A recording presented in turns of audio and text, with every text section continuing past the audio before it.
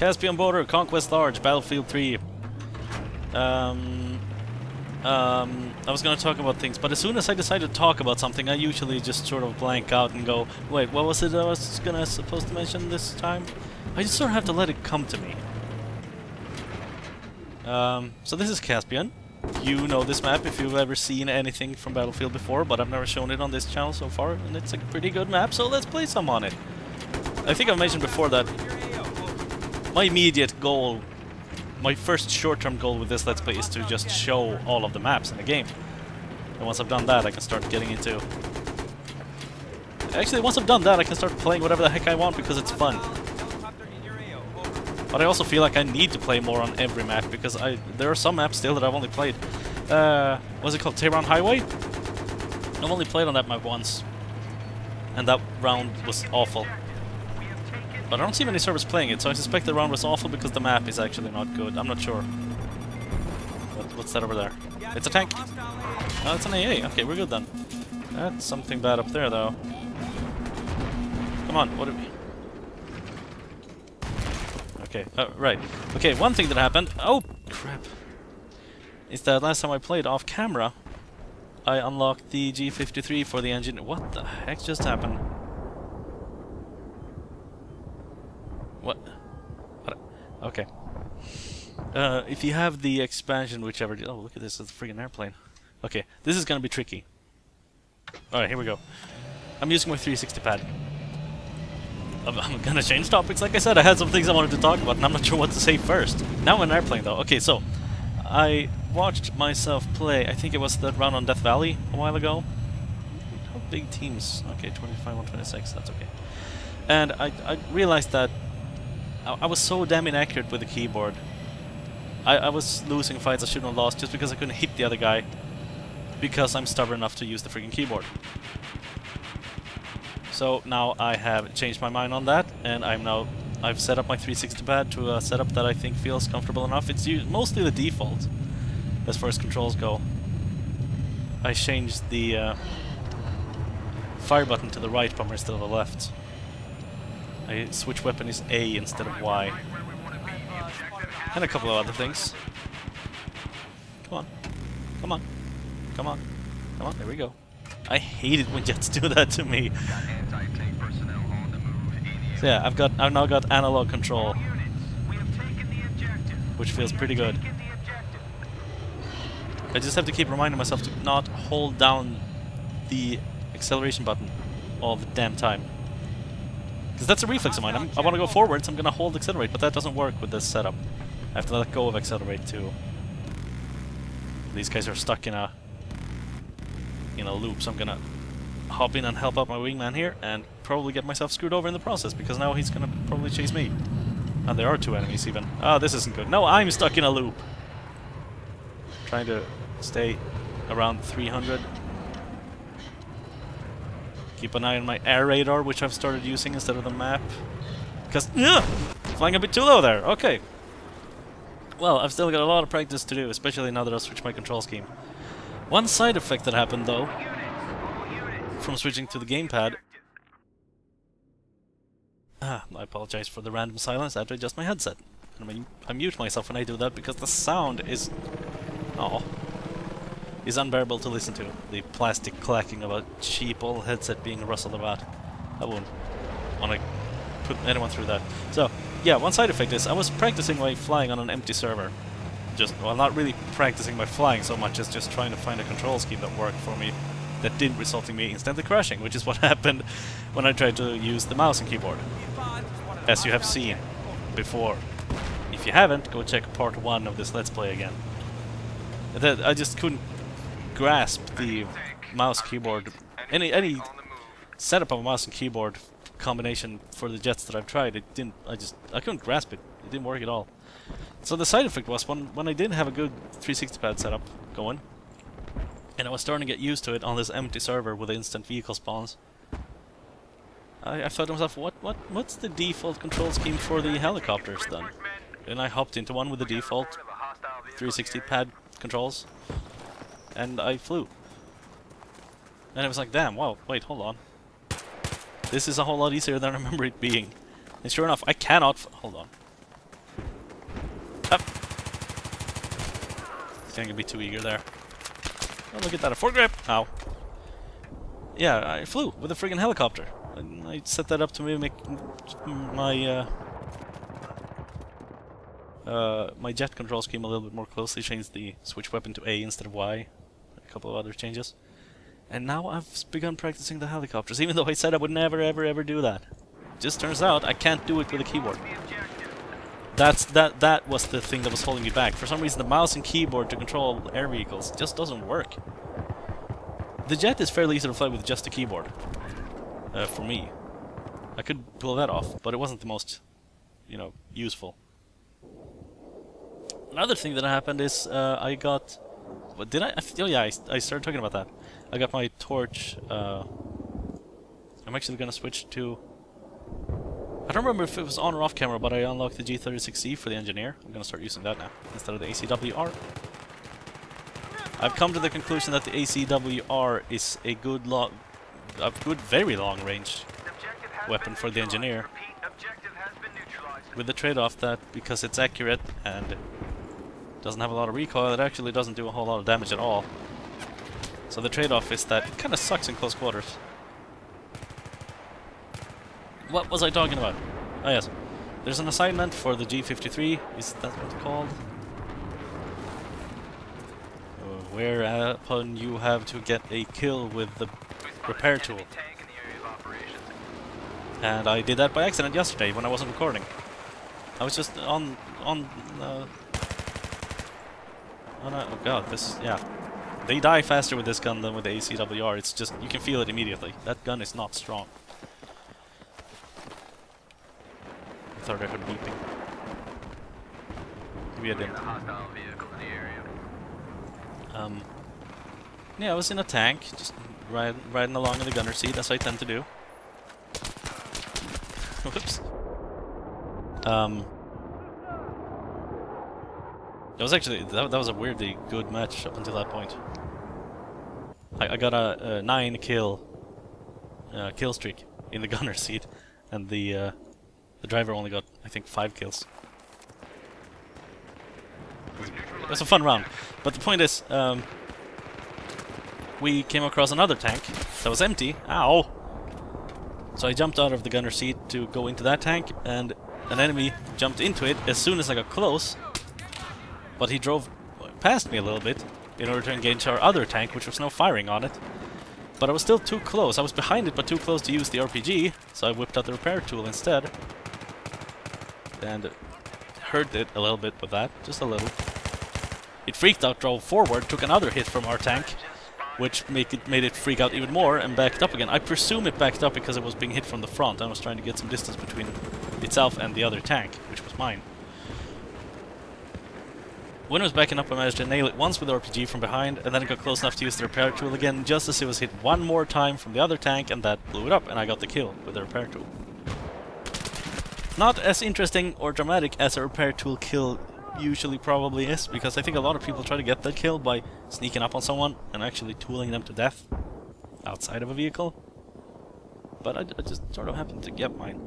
And then, because I've been getting more and more serious about this game, I've been looking up stats on individual guns and figuring out what makes things tick.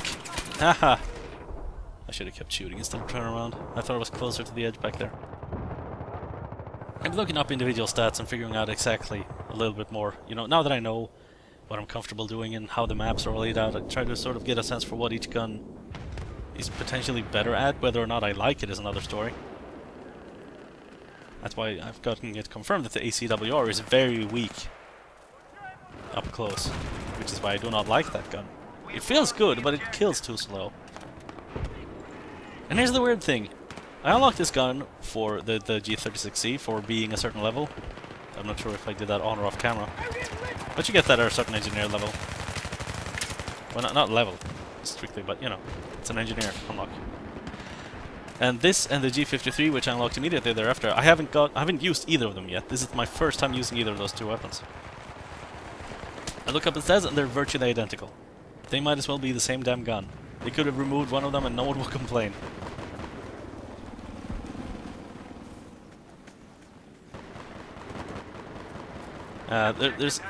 theoretically very slight differences that suggest that the G36C might be a little tiny bit better up close, and the G53 might be a little tiny bit better at range. But I think if you claim to notice that difference, that's probably placebo. I cannot imagine... Oh shit, what is going on over here? Those numbers on the stat page were so tiny in difference that I don't think you'd actually be able to notice it when using them. Works like this if you're a number nut.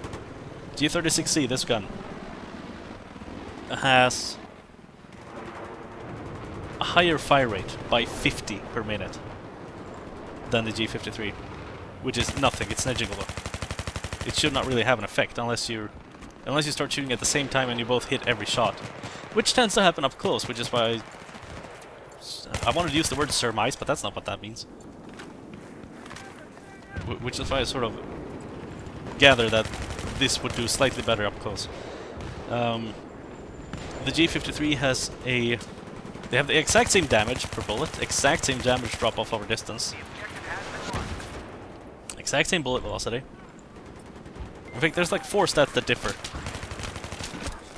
One of them is the slight tiny bit of difference in firing speed, which means this gun's damage output should be marginally higher, but only by 50 per minute, 50 shots per minute, which is nothing.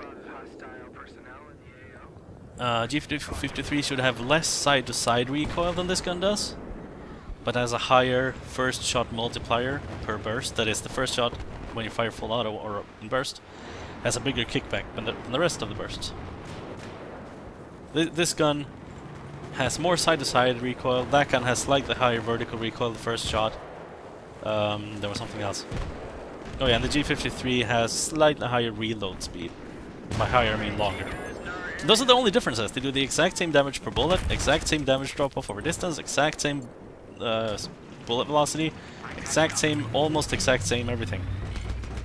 I thought I saw an enemy back here. Was that a friendly I saw? Oh, there he is. Uh-oh. I'm not comfortable being in a tank when there's so many infantries running around. One of them might be support. They might have C4. That wouldn't be a good thing. Hold on, hold on, hold on. I got this. No, never mind. I need to stop trying that. I already have everything I want from getting knife kills. So it's kind of weird that I unlocked the G36C and the G53 at almost the exact same time when they perform virtually identically. It's like, well, I want to hop away from the ACWR, but which one of these do I use? They're the same gun. Theoretically, according to the numbers, I should like the G53 more, because it does slightly better at slightly higher range. Theoretically. There's the reactive armor. But I like the G36C more from an aesthetic point of view.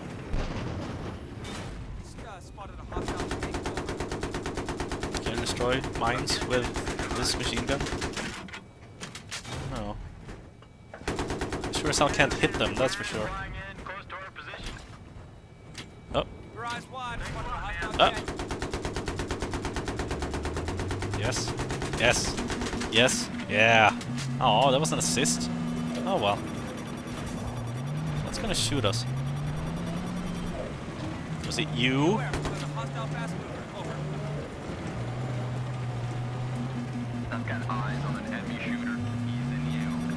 Uh-oh.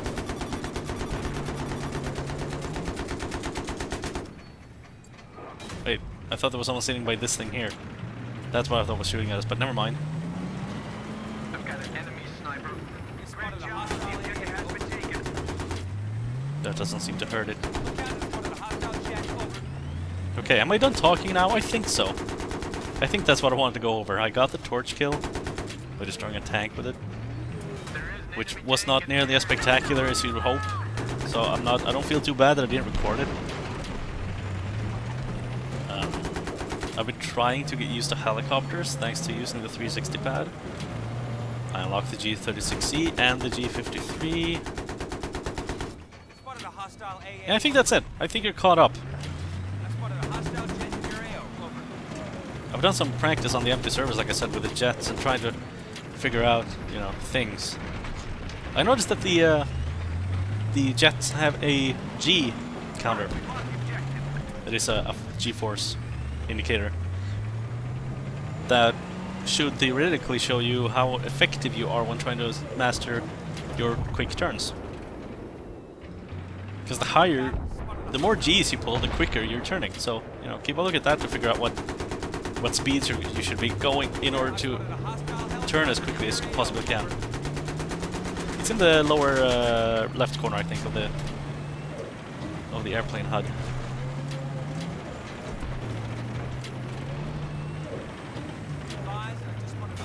Hey, hey, hey! I slow soldier. There's a tank over there. Worry about that before we worry about the helicopters. Uh-oh. That was the tower that's stationary. No, it wasn't. It was an RPG from the roof. I think.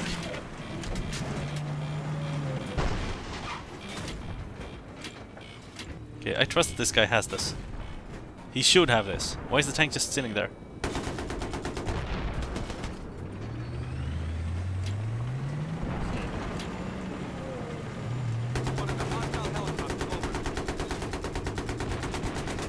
So yeah, I've been experimenting with maneuvers with the jets, and there are a few that other people have recommended that you can do in different situations, and there's a hell of a lot of, like I said, the skill ceiling for those jets is enormous.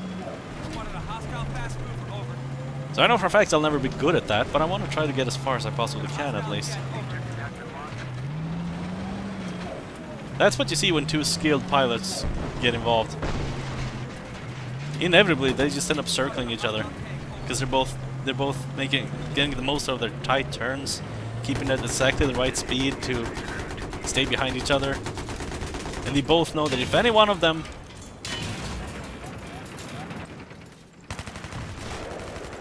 I like how this gun works. I like how this gun sounds and feels. G36C is pleasant. Ugh, we're aiming at two different guys. Yeah, it's kind of... Thing is, I've ended up in situations like that where I've actually managed to tight enough pulls... What? Loops? That... Oh god, we don't have any control points, do we? Well, that's not a good thing. Can I get a plane or a helicopter to practice with? I can't do anything good with them, but you have to practice, and I'm not gonna... I don't know. This is where the helicopter spawns. Down here is where the tank spawns, and there's where the planes spawn. What's gonna spawn first? This guy really wants him a helicopter. Do we have one up? We do. So that's not gonna spawn until that guy goes down. So why the hell are you standing there waiting for him to die? I'm just waiting for any vehicle. Oh, that's a freaking stationary. There's nothing here. I'm not running all the way over there. The closest point is 500 meters. 480. Ah, nope.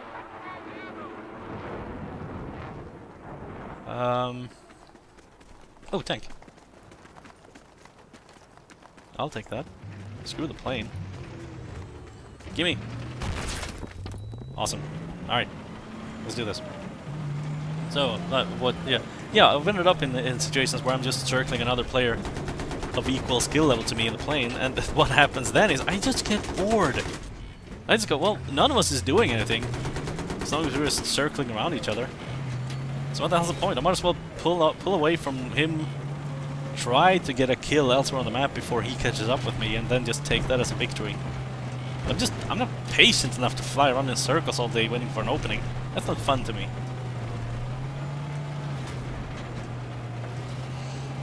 But I have been practicing some other maneuvers that I think I can pull off. I figured out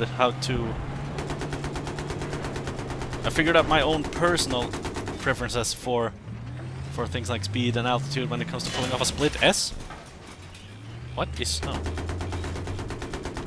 Sorry, that was my bad for not focusing in the right direction. Split S is basically a reverse Aimman maneuver. And I'm just using words that I already knew because I'm proud that I already knew them. Oh, what? There we go. You'll be fine. Let's take out that tank and we'll... Both my nose is itching. There we go. And we'll both be fine. Alright, we good? Did you get him? He's over there. Oh, hey.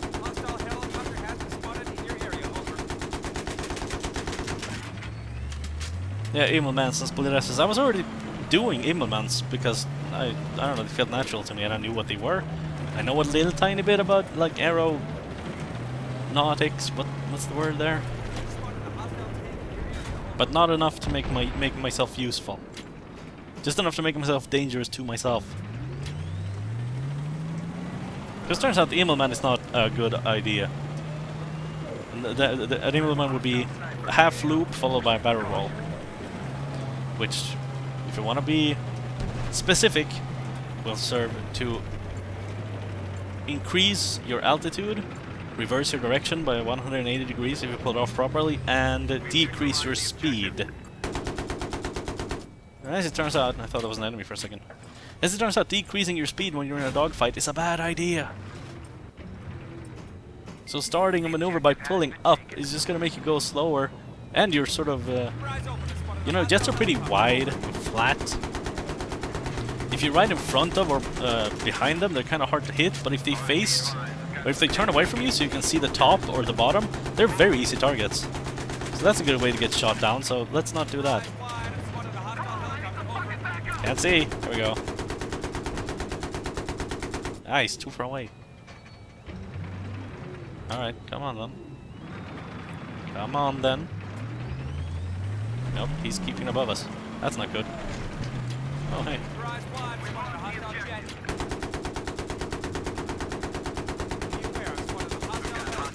Yay, someone else got him.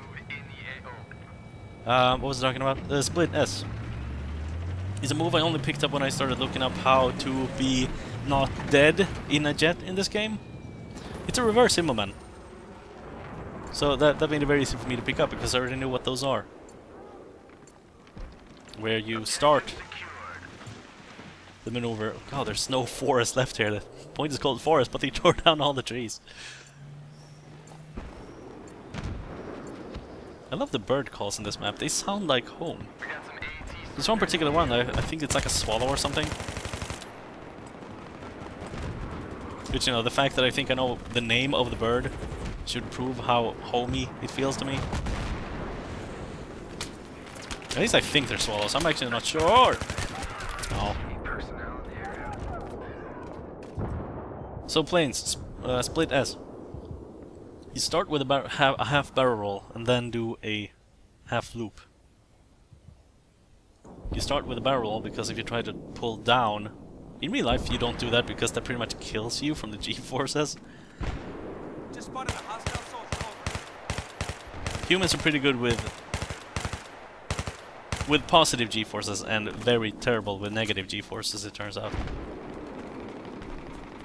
I read that the survivable zone is somewhere in the neighborhood of 9 positive Gs and 2 negative Gs. If you're in a fighter jet or such. So, and that's the reason in real life. In the game, the reason for doing the barrel roll first is because you don't turn as quickly downwards as you do upwards, quite simply. That's probably also true in real life, come to think of it, you know, judging by how planes are built. They're designed for lift, so you can probably go up faster than you can go down if you go sideways. That made no sense at all. You know what I mean. If you tilt 90 degrees, pitch, no, roll 90 degrees to turn sideways. You probably get more pull if you pull back instead of pull forward to go up from your point of view, even though that makes it go horizontally. God, dimensions are complicated. So that was that. So that's what that is. The Split S. A half barrel roll follow. Not a barrel roll, just a roll. An aileron roll. Is that what they're called? Someone's capturing this point. I don't know where they are. There's someone up there. Oh. Reload. There's someone else up there. Uh-oh. Hello. Okay, there's a third somewhere behind these containers. There he is. Not a huge fan of the iron sights in this guy. Oh god. Nice. Well done.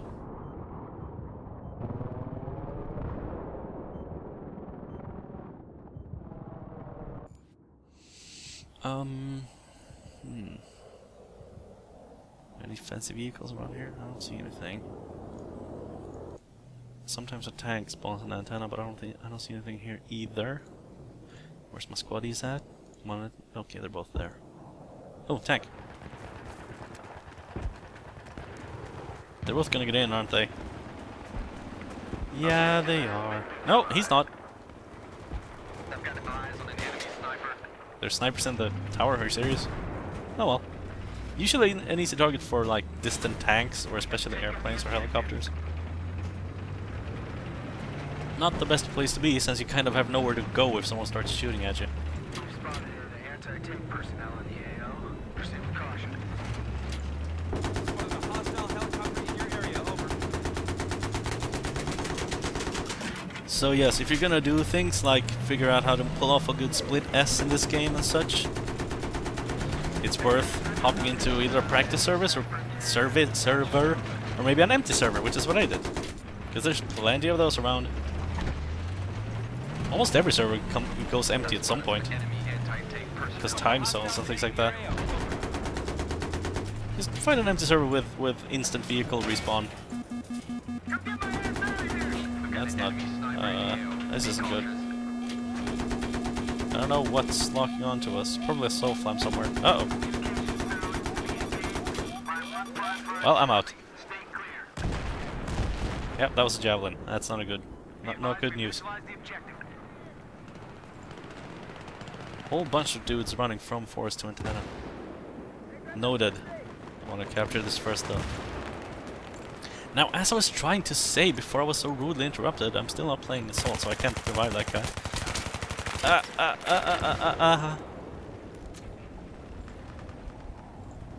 Yep, that's a grenade. There goes the antenna.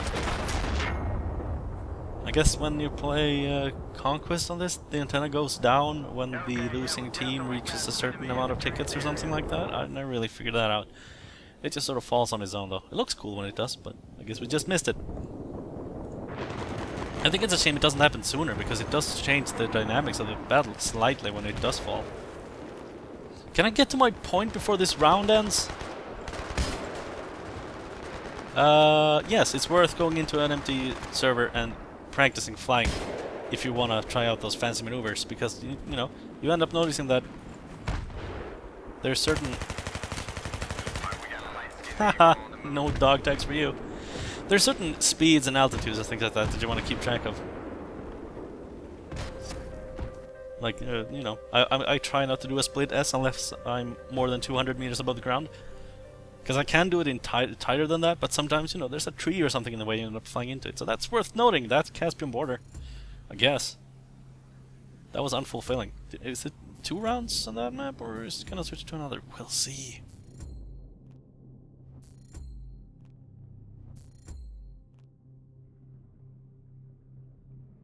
That is ridiculously close to level 35 there.